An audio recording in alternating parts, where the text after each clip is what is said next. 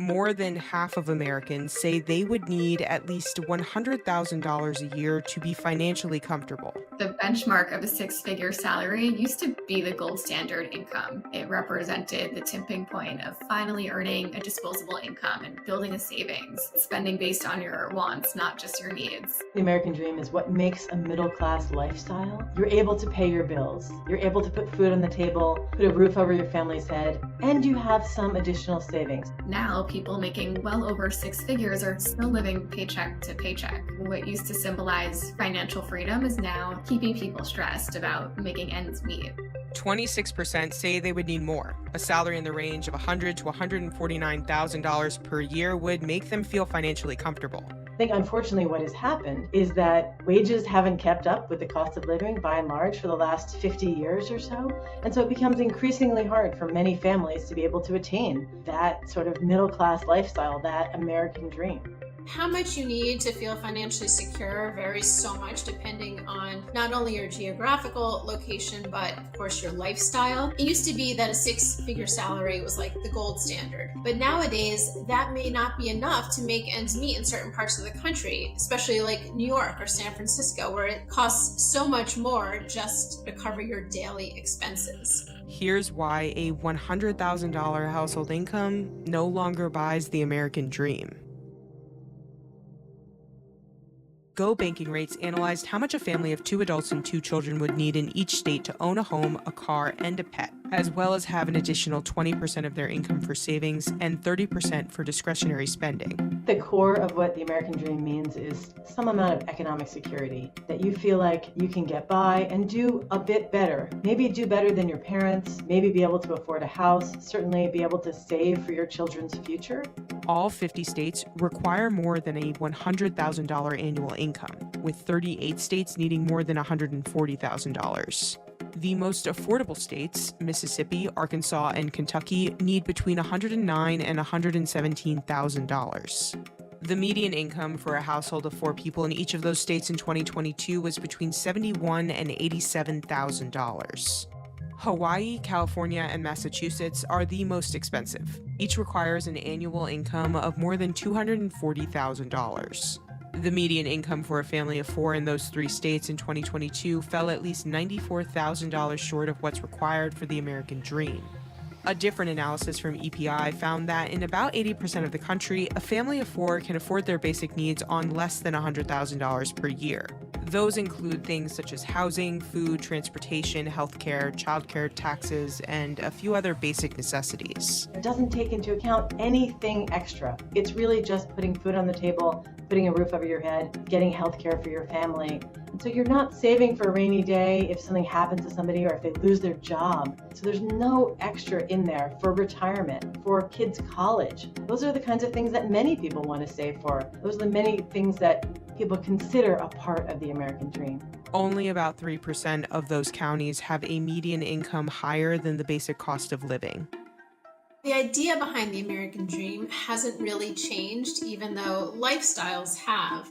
It used to be that you could get out of school, get a job, buy a home, and start a family, and now those milestones are harder to achieve. It used to be that a high school degree, you're good to go. You could get a great job building cars or something and be right in the middle class off of a high school degree. But now, in order to get into the middle class, a high school degree is clearly not enough, right? Now, you gotta pay for college. People are graduating with much larger student loan balances, and then it's harder to be on that same sort of career trajectory that would provide the stability that you maybe would have had a generation ago to save up for the down payment on a home.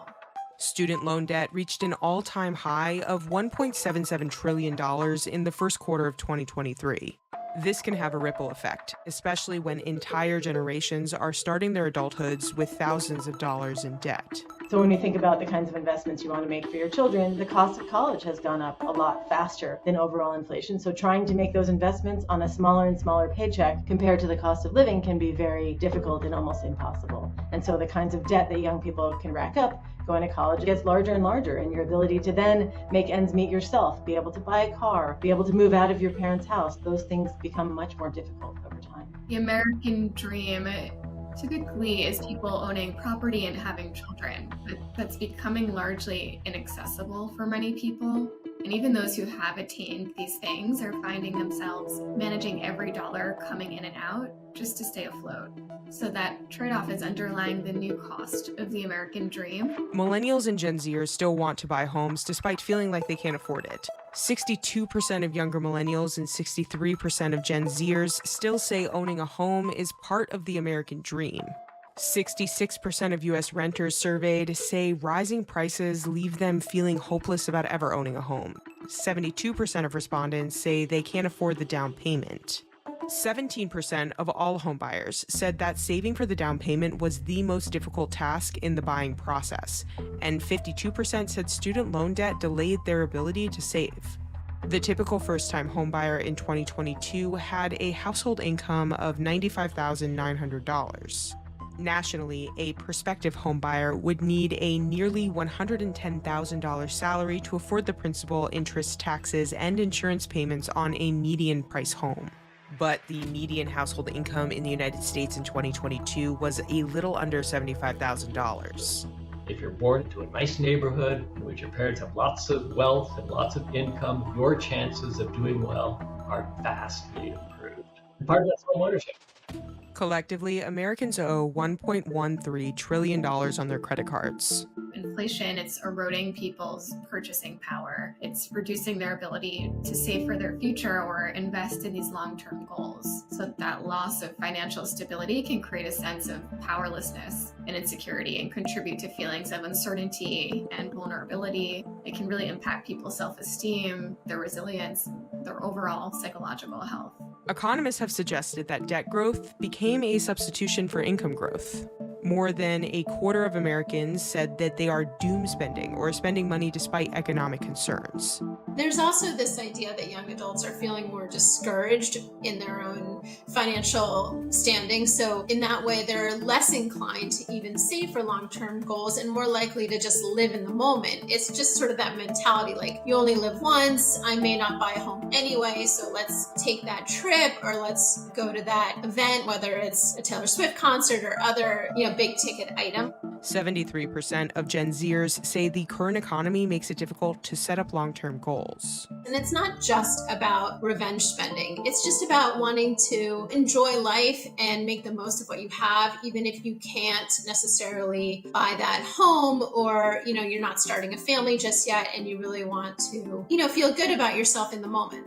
People are indulging to the extreme, and I think we often buy because we think that it's going to change our life or it's going to give us this emotion that we feel like we're missing. And it's like an endless trail of spending and constantly going to make us feel empty because we're externalizing something that we need to give to ourselves. I think that's a big issue with consumerism, and it's running rampant. Social media has changed the conversation so much because there's just been this abundance of the ability to see these glamorous, glorified lifestyles. It's not only celebrities that are presenting themselves this way, but even your own peers, which makes a lot of people feel like they're just not measuring up. They can't financially compete with what they're seeing online.